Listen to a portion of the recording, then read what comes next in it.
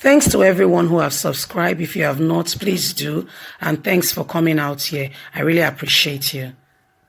U.S. Counsellor meets Osinbajo, raises concerns over violence in Nigeria. Hello everyone, a very warm big thank you to you. Thank you so much for your huge support. Please don't forget to give us a thumbs up and to subscribe if this is your first time. I don't know how to go about this guy. Professor Yemi Osinbajo, supposed to be a professor with an SS3 student, okay?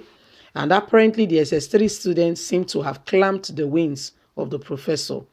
I tell you what, Professor Yemi Osinbajo, when he came into administration, he came in with a good heart. He came in wanting to change Nigeria. He came in ready to move, ready to go. But guess what happened? Along the line, I don't know what happened. He employed a lot of youths to work, in the presidency so that they can bring new innovatives that will move the place forward. Guess who sacked his staffs?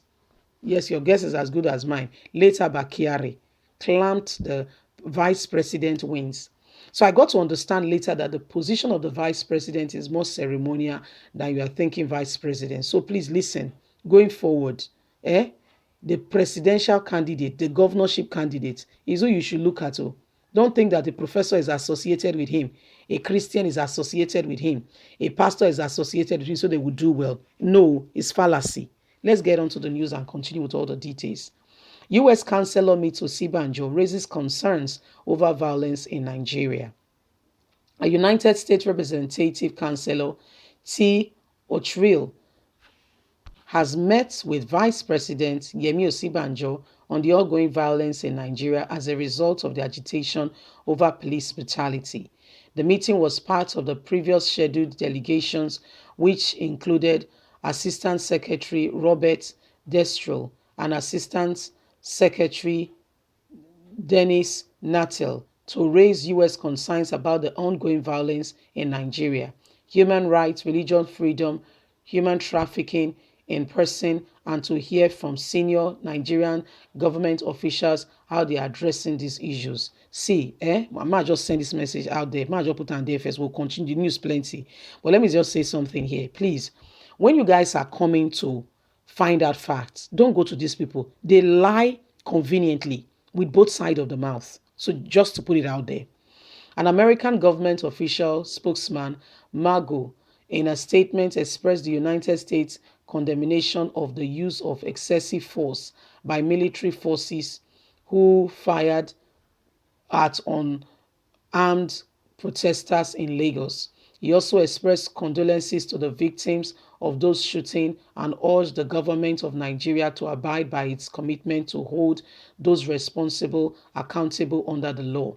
The vice president and the councillor noted that the right of peaceful assembly and freedom of expression are essential human rights and core democratic principles are and must be obeyed.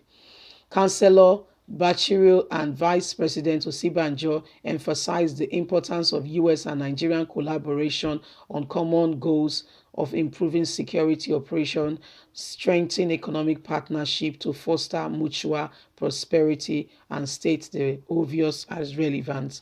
See, guy, many people are really angry with you, Vice President Yemi Osinbajo. I can't believe that you conveniently sit with these people and not tell them the true state of things on ground in the country. You go there, and I don't know why you are covering up for Buhari. I don't know what yours is, that you cannot tell the truth. Guy, if they have something against you, and tell us, we'll be your brothers and your sisters, will forgive you. Trust me, and we believe that God will also forgive you.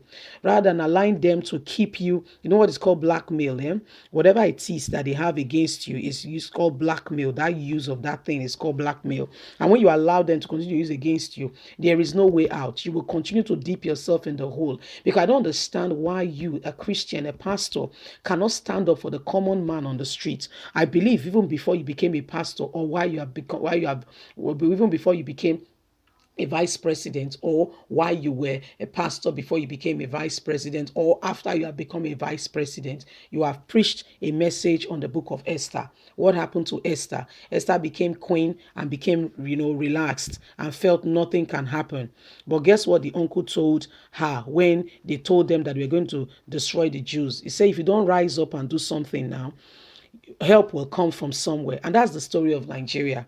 If you don't rise and do something now, help will definitely come from somewhere. But guess what? I'm not, it's not a cost. There is nothing to it. Oh, I'm just giving you back the word of God. You are a pastor, you preach it. Help will come, but you and your family will not be part of it. I don't understand why you think God elevated you to that position of vice president of the country, and you cannot rise and do something for the common man on the street. Did you see that little boy who was selling some kind of food, and they were begging him to take his money? Say no, I can't take the money. I want you to protest so that I can go to school. There is nobody who is going to train that child. There is nobody, has nobody. It's depending on you, Osinbajo, to speak out.